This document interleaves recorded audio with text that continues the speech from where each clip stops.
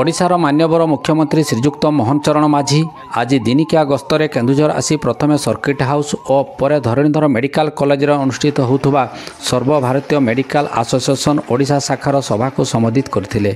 ଏହି ଅବସରରେ ଯୁବ ଓ ଶ୍ରମ ବିକାଶ ମଞ୍ଚ କେନ୍ଦୁଝର ତରଫରୁ ଜାମୁନାଳିଆସ୍ଥିତ ସରକାରୀ ଯାନ୍ତ୍ରିକ ଡିଗ୍ରୀ ମହାବିଦ୍ୟାଳୟକୁ ଅଟୋନମସ୍ ଏମ୍ଟେକ୍ ପାଠ୍ୟକ୍ରମ ପ୍ରଦାନ ସହିତ ସମସ୍ତ ମଞ୍ଜୁରୀ ପ୍ରାପ୍ତ ପଦବୀ ପୂରଣ ପାଇଁ ଲିଖିତ ଦାବିପତ୍ର ପ୍ରଦାନ କରିଛନ୍ତି। ଆସନ୍ତୁ ଶୁଣିବା ଏନେଇ ଯୁବ ଓ ଶ୍ରମ ବିକାଶ ମଞ୍ଚର ଉପଦେଷ୍ଟା ନବୀନ ପଲେଇ ଓ ସଭ୍ୟ ସୁରତ ମହାନ୍ତ କ'ଣ କହିଛନ୍ତି। ନବୀନ କୁମାର ପଲେଇ, ଉପଦେଷ୍ଟା ଯୁବ ଶ୍ରମ ବିକାଶ ମଞ୍ଚ କେନ୍ଦୁଝର। ଓଡ଼ିଶାର ମାନ୍ୟବର ମୁଖ୍ୟମନ୍ତ୍ରୀ ଶ୍ରୀଯୁକ୍ତ ମୋହନ ଚରଣ ମାଝୀଙ୍କର ଆଜି କେନ୍ଦୁଝର ଗସ୍ତ ଥିଲା।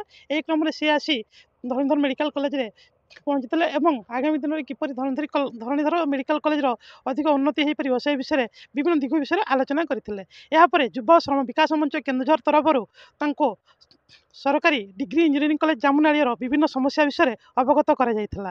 ସରକାରୀ ଡିଗ୍ରୀ ମହାବିଦ୍ୟାଳୟରେ ବର୍ତ୍ତମାନ ସୁଦ୍ଧା ଆବଶ୍ୟକ ଫ୍ୟାକଲ୍ଟି ନାହାନ୍ତି। ବିଭିନ୍ନ ପ୍ରକାର ଯେଉଁ ଅଣଶିକ୍ଷକ ପଦବୀ ରହିଛି ସେଗୁଡ଼ା ମଧ୍ୟ ପୂରଣ ହୋଇପାରି ନାହିଁ। ସେଥିରେ ଯେଉଁ ପିଲାମାନେ ପାଠ ପଢ଼ୁଛନ୍ତି ସେମାନଙ୍କ ପାଇଁ ଉନ୍ନତମାନର ଖେଳ ପଡ଼ିଆ ନାହିଁ, ଯିବା ପାଇଁ କଲେଜକୁ ଯିବା ପାଇଁ ଉନ୍ନତ ରାସ୍ତାଟିଏ ମଧ୍ୟ ନାହିଁ।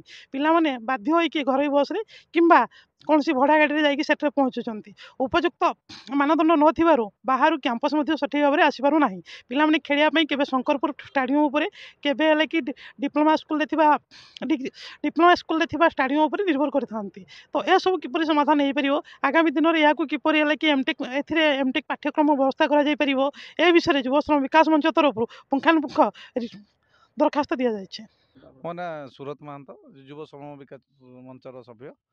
ଆଜି ମୁଖ୍ୟମନ୍ତ୍ରୀ ଆମର କେନ୍ଦୁଝର ଗସ୍ତ ଯେଉଁ ଅଲ୍ ଇଣ୍ଡିଆ ମେଡ଼ିକାଲ ଆସୋସିଏସନ୍ ତରଫରୁ ଯେଉଁ ଗସ୍ତ ହେଇଥିଲା, ସେଥିରେ ଆମେ ମୁଖ୍ୟମନ୍ତ୍ରୀଙ୍କୁ ଭେଟି ଆମର ଯୁବ ଶ୍ରମ ବିକାଶ ମଞ୍ଚ ତରଫରୁ ଆମର ଡିଗ୍ରୀ ଇଞ୍ଜିନିୟରିଂ କଲେଜ କୁ କେମିତି ସୁଚାରୁରୂପେ ମାନେ ଅଧିକରୁ ଅଧିକ ଯେଉଁ ପଦବୀ ଖାଲି ରହିଛି ତାକୁ କେମିତି ପୂରଣ କରାଯିବ।